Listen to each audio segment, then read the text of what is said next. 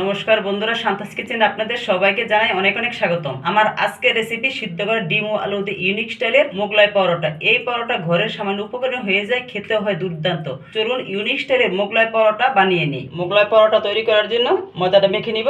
এখানে একটি mixing bowl নিয়েছি, নিয়ে নিব 2 কাপ ময়দা, দিয়ে দিব হাফ চামচ লবণ, 2 টেবিল চামচ সয়াবিন তেল।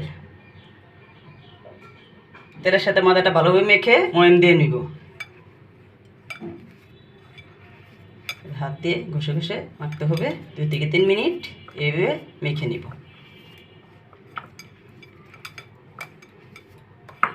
ময়দাটা 2 থেকে 3 মিনিট তেলের সাথে মেখে ময়াম দিয়ে নিয়েছি। যেভাবে হাত দিয়ে মুঠো করলে দলা হয়ে যায় এবং আঙুল দিয়ে প্রেস করলে ভেঙে যায়, তার মানে আমার ময়াম দেওয়াটা ঠিকঠাকভাবে হয়েছে। এখন অল্প অল্প জল দিয়ে একটি সফট ডো তৈরি করে নিব।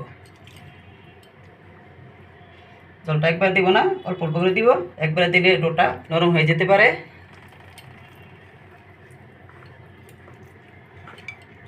অল্প অল্প জল দিয়ে ময়দাটা মেখে একটু ডো তৈরি করে নিয়েছি।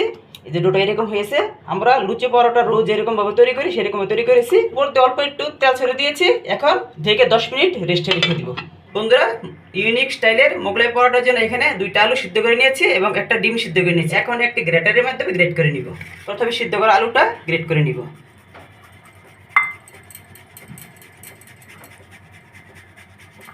আলু 2টা গ্রেট করে নিয়েছি। এখন সিদ্ধ করা ডিমটাও গ্রেট করে নিব।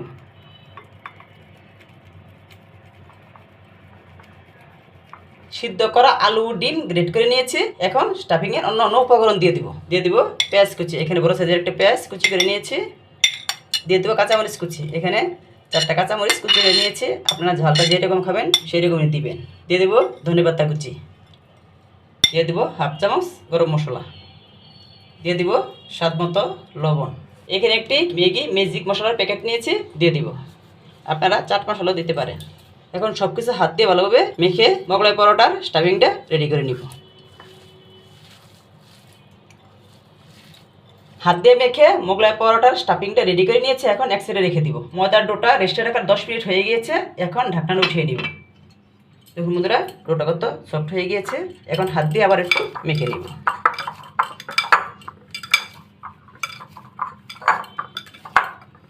ময়দার ডোটা আবারও হাত দিয়ে মেখে নিয়েছি। এখন লেচি কেটে নিব।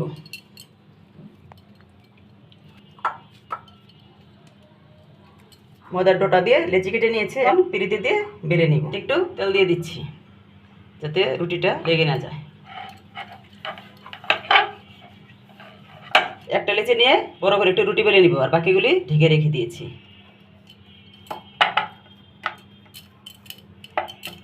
বড় করে এবং পাতলা করে রুটিটা বেলে নিব।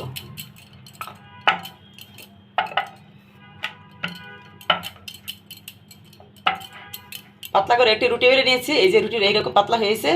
এখন তার উপরে যে স্টাফিংটা করে রেখেছিলাম তার থেকে দিয়ে দিব। একদম মাঝ বরাবর দিব। একটু ছড়িয়ে দিব। আলু ডিমের স্টাফিংটা দিয়ে দিয়েছি। এখন রুটিটা ভাঁজ দিয়ে দিব। এই যে এই পাশ দিয়ে ভাঁজ দিব। এই পাশ উঠিয়ে এই যে এইভাবে দিয়ে দিব। আবার এই পাশ উঠিয়ে এইভাবে মুড়ে নিব। এই যে একটা মোগলাই পরোটা রেডি করে নিয়েছি। আরও একটি লেচি নিয়ে রুটি বেলে স্টাফিং দিয়ে ভাঁজ দিয়ে নিব।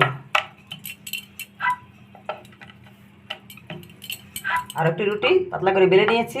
এরকমভাবে পাতলা করে বেলেছি। এখন তার উপরে স্টাফিংটা দিয়ে দিব। চামচ দিয়ে সরিয়ে দিব।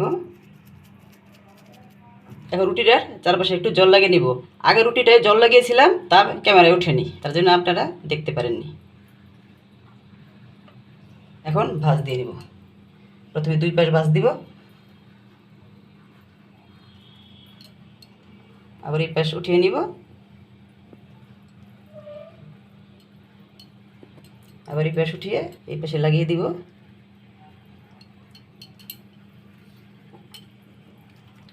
দিয়ে দিব। এই পরোটাটা আমার স্টাফিং দিয়ে ভাঁজ দিয়ে নিয়েছি। এখন সবগুলি একইভাবে করে নিব। রুটি বেলে স্টাফিংটা দিয়ে এইভাবে ভাঁজ দিয়ে নিয়েছি। এখন তেলে দিয়ে ভেজে নিব। মোগলাই পরোটাগুলি ভাজার জন্য চুলায় কড়াই বসে তেল গরম বসিয়ে দিয়েছি। তেল গরম হয়ে গিয়েছে। এখন দিয়ে দিব এক এক করে মোগলাই পরোটাগুলি দিয়ে ভেজে নিব। যে দিক দিয়ে ভাঁজ করেছি সেদিক দিয়ে নিচের দিকে দিব।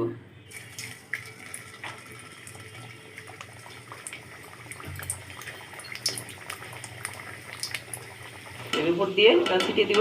তেল ছিটিয়ে দিলে উপরটা ক্রিস্পি হবে। এই পিসটা কিছুটা ভাজা হয়ে গেছে, এখন উল্টিয়ে দিব। 2 পিঠ উল্টো পাল্টে ব্রাউন কালার করে ভেজে নিব। মোগলাই পরোটা ভাজা হয়ে গেছে, এখন তেল জড়িয়ে নামিয়ে নিব। আর একটা দিয়ে দিব একইভাবে, যে দিক দিয়ে ভাজ করেছি এই নিচের দিক দিয়ে দিব। এই পরোটাটাও উল্টে পাল্টে ব্রাউন কালার করে ভেজে নিব। একে একে সবগুলি মোগলাই পরোটা ভেজে নিয়েছি, এখন পিস পিস করে কেটে নিব। এখানে একটা মোগলাই পরোটা নিয়েছি, এখন একটা চাকুর সাহায্যে টুকরো করে কেটে নিব।